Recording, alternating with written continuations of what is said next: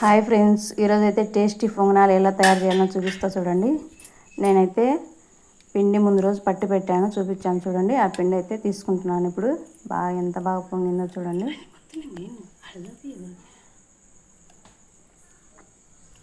మనకి ఎంత కావాలనో అంత పిండి తీసుకుంటే సరిపోద్ది.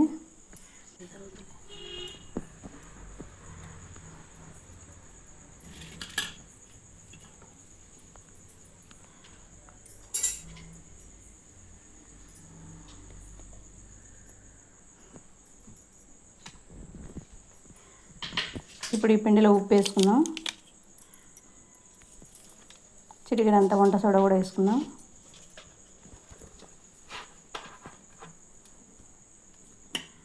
ఇదంతా బాగా కలిసేటట్టు ఒకసారి కలుపుదాం.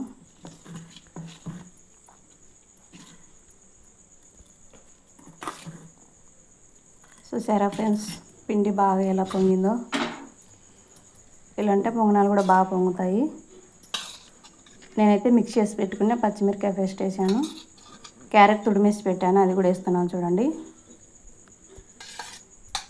కట్ చేసుకున్న కొత్తిమీర కూడా వేస్తున్నా.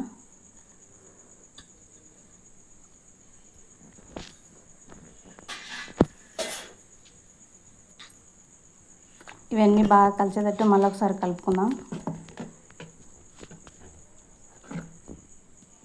సూపర్ ఉంటాయి పొంగనాలు, ఒకసారి ట్రై చేయండి మీరు కూడా.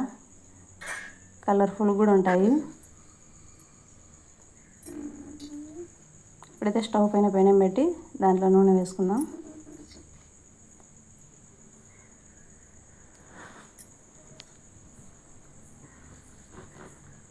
పెనం బాగా హీట్ అయిన తర్వాతనే నూనె వేసుకుందాం,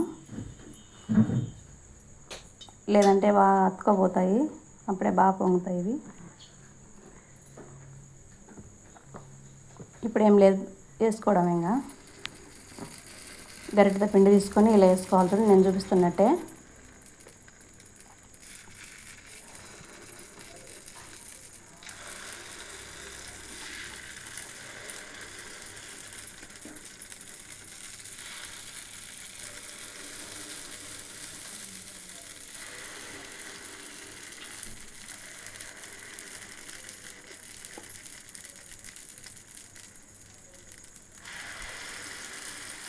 చేయడం చేయి.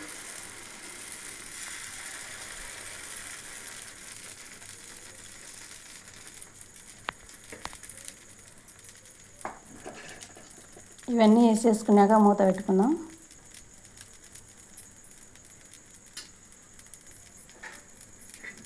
ఎక్కడన్నా నూనె తక్కువైందంటే చూసి మళ్ళీ వేసుకోవాలా.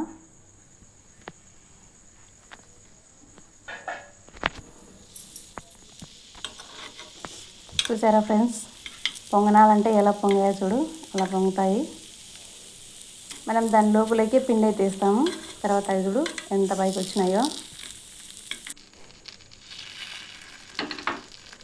చూడు బాగా కాలాయి, ఎంత కలర్ కనబడుతున్నాయో.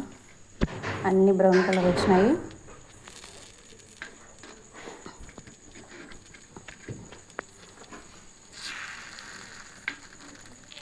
ఏం లే, చిన్న స్పూన్ తీసుకొని ఇలా తిప్పేసుకోవడమే.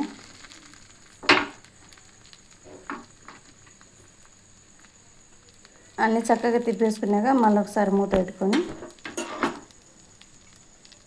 అటు సైడ్ కూడా బాగా కాలే వరకు ఉండడమే.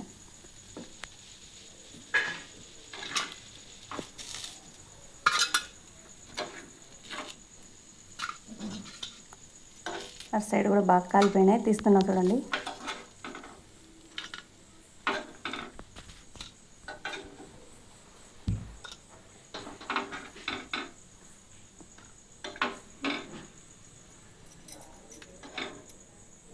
ఇంతే ఫ్రెండ్స్, ఎంతో రుచిగా ఉండే క్యారెట్ తురుము పొంగనాలు.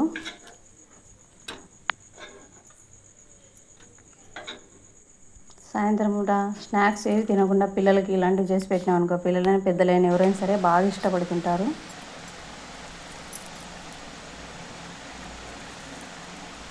నేనైతే తెల్ల చట్నీ వేసాను, చూసారా ఫ్రెండ్స్.